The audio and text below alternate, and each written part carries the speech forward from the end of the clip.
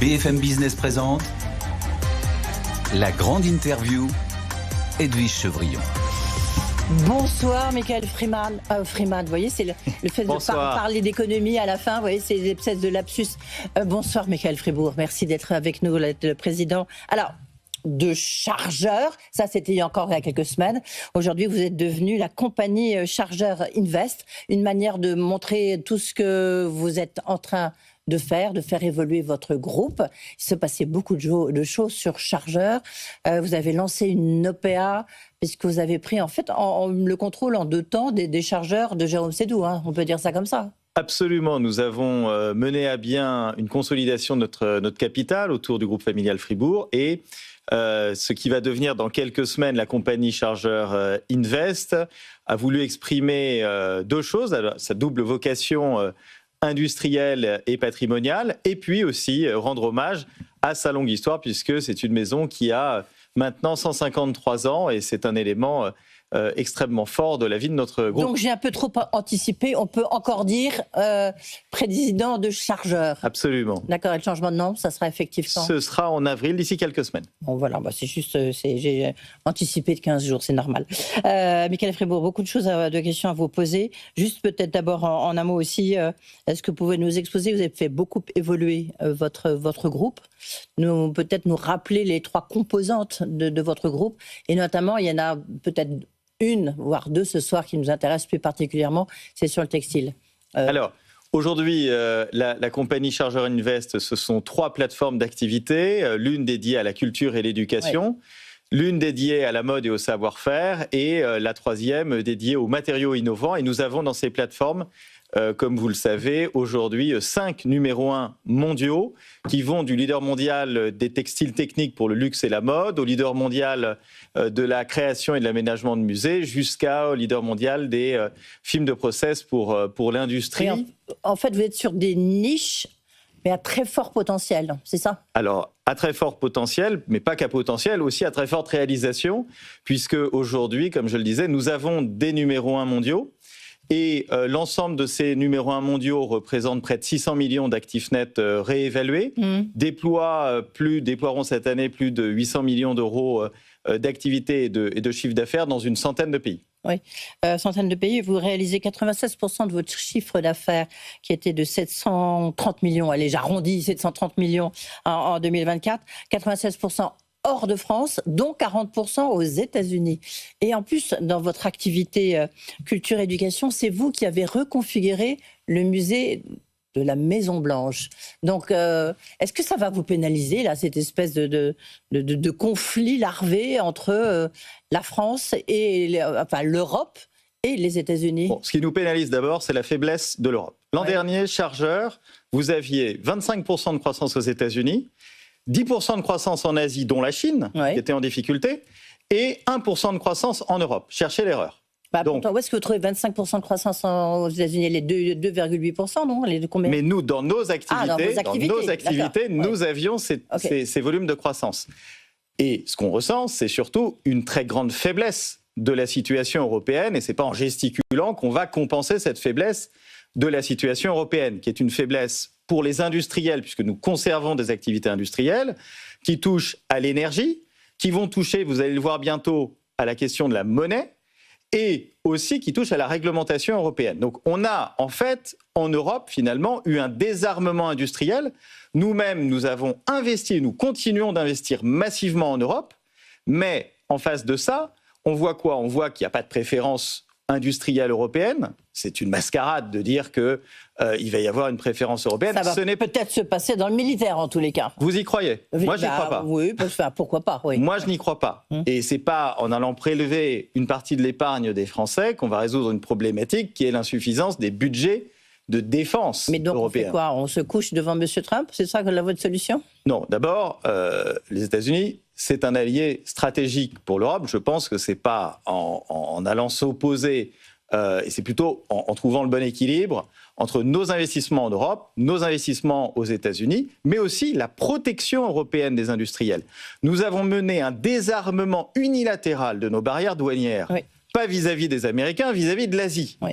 Bon, ça impose maintenant aux Européens d'aller courir après des marchés au bout du monde pour aller compenser les marchés qui n'ont plus juste à côté de chez eux.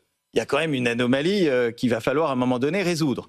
Je pense que la construction européenne est allée beaucoup trop loin dans un modèle façonné à l'allemande, et nous sommes aujourd'hui, nous, l'économie française, victimes finalement de cette surdétermination allemande de la construction européenne qui a fait que, oui, les Allemands étaient plutôt favorables on va concrètement, là, par exemple, demain, puisque vous avez été dans des ministères, demain vous avez deux mesures à prendre, vous dites quoi? Vous allez dire quoi à Emmanuel Macron? Alors moi j'ai une première question, c'est que fait l'Europe sur la question de l'énergie? Est-ce que vous avez conscience, par exemple, qu'entre la fin novembre dernier et le mois de février, il y a eu une volatilité de 50% du prix de l'énergie pour les industriels européens?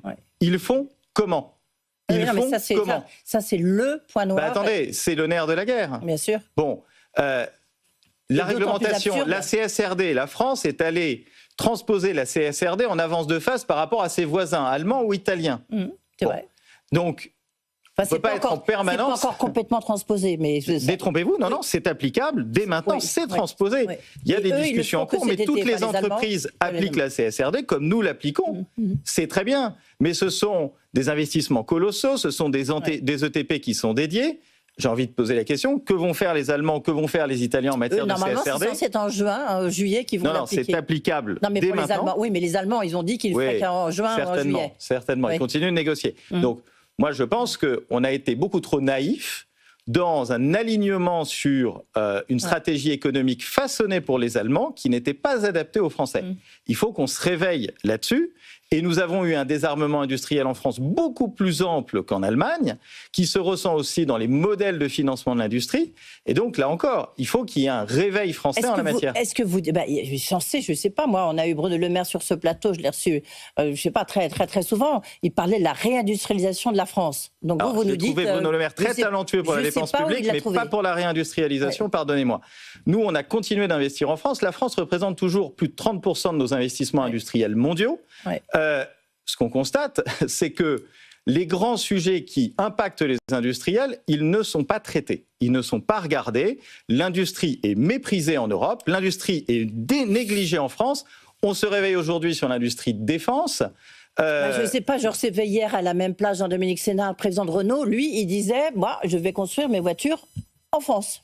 Mais nous investissons en France et nous développons des textiles en France. Et ça va être l'objectif, c'est d'abaisser les coûts en investissant à mort dans la technologie. Mais c'est ce que tous les industriels font. Mais prenons un exemple. Si vous investissez massivement dans des nouveaux équipements et de la technologie, nécessairement... Le textile. Prenons là où vous êtes, le textile. Vous achetez un nouveau métier. Aujourd'hui, il va représenter 30% de consommation d'énergie en moins, 30% de productivité en plus, mais en face, ça ne va pas créer de l'emploi industriel, ça va plutôt détruire de l'emploi industriel. Mais au moins, ça fait la compétitivité dans votre secteur. Bien sûr, mais aujourd'hui, le gros enjeu, par exemple, c'est l'achat public en Europe, l'achat public en France. Qui n'est pas du tout à la hauteur. Par exemple, les Allemands achètent beaucoup plus allemand que les Français n'achètent. Mais par exemple, vous avez racheté une entreprise qui fait des costumes, qui fait des textiles pour les militaires, par exemple. Oui, qui est une société suisse qui s'appelle Sealander. Voilà. Est-ce que là, par exemple, est-ce que vous allez, je ne sais pas, peut-être dire, moi je suis prêt à vous en fabriquer plus? Alors attendez, c'est ce que nous avons fait. D'ailleurs, nous avons investi chez Sealander en France comme en Suisse, en Picardie, comme en Suisse, et ils font notamment des tenues de camouflage, et ces tenues de camouflage, bien sûr, nous, on est tout à fait prêts à produire plus. Mais la question en face, c'est est-ce qu'il y a de la continuité dans les budgets de défense? Vous ne pouvez pas avoir un yo-yo. C'est vrai pour l'aéronautique très technologique, c'est vrai également pour les équipements de base de défense du combattant. Oui. Donc là, vous n'avez pas été sollicité encore? Non, mais nous sommes sollicités en permanence, mais nous devons être des industriels avisés qui calibrons nos investissements sur la bonne visibilité des commandes publiques. Que ce soit, d'ailleurs, c'est vrai dans tous les pays. Oui. Est-ce que pour vous, Michael Freiburg, est-ce que la question se pose en disant, mes usines, je vais peut-être les transplanter ailleurs, et notamment aux États-Unis? Non, ça, on a des technologies, des ingénieurs, des savoir-faire, des opérateurs qui satisfont tout à fait nos objectifs. Mais simplement, ce que je dis, c'est que nous sommes obligés de brider nos investissements parce que nous n'avons pas assez de visibilité sur l'énergie, la réglementation, la trajectoire carbone et les commandes publiques, et que ces éléments, empêche et freine l'investissement en Europe. Vous avez aux États-Unis un discours qui est beaucoup plus offensif. Qui n'est pas très prévisible. En fait, j'écoute en tous les cas les industriels qui sont présents là-bas.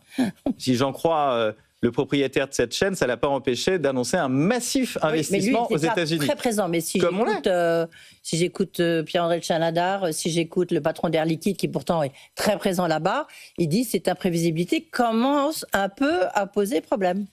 Oui, mais vous avez deux capitalismes. Vous avez un capitalisme managérial et un capitalisme familial ou entrepreneurial. Nous sommes les représentants d'un capitalisme familial et entrepreneurial. Nous pouvons raisonner à 10 ans, à 15 ans. On n'est pas du tout inquiet à 15 ans sur nos investissements aux États-Unis. Je dis juste que nous aimerions avoir en Europe, dans nos industries, les mêmes niveaux de croissance et d'investissement que ceux que nous pouvons développer aux États-Unis, ou même qui ont été développés en Asie. Il faut vraiment qu'il y ait un sursaut européen, car sans ce sursaut européen, tous les discours sur l'industrie ne seront que fantasques. Et là, vous avez complètement raison, c'est de mettre le doigt, et c'est un vrai problème. Et du reste, il y a des tribus, même les politiques commencent à s'en saisir, y compris Roland Lescure, l'ancien ministre de l'Industrie, c'est le coût de l'énergie, et l'énergie nucléaire en France et en Europe, parce que ça devrait être un avantage comparatif important, or c'est le contraire. Alors oui, il y a une problématique d'organisation entre EDF et l'État sur la réglementation, mais il y a également, il faut avoir en tête qu'en Italie, il n'y a pas l'énergie nucléaire. Oui.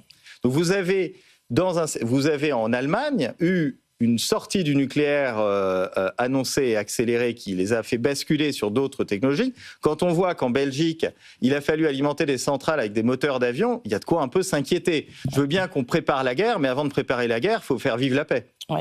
Donc plutôt, en conclusion, Michael Fribourg, plutôt pas très optimiste sur l'Europe. On est ambitieux, mais on va être exigeant avec l'Europe. Ouais. Ben voilà, ça sera le mot de la fin. Belle conclusion. Merci. D'avoir été avec nous, Michael Fribourg, donc le patron, pour l'instant, de Chargeur, et donc il change de nom pour le 1er avril. Ça sera un beau poisson d'avril. Merci beaucoup d'avoir été avec nous. 9 avril, voilà, tout de suite. Compagnie Chargeur Invest. Guillaume Paul et ses experts. La grande interview sur BFM Business.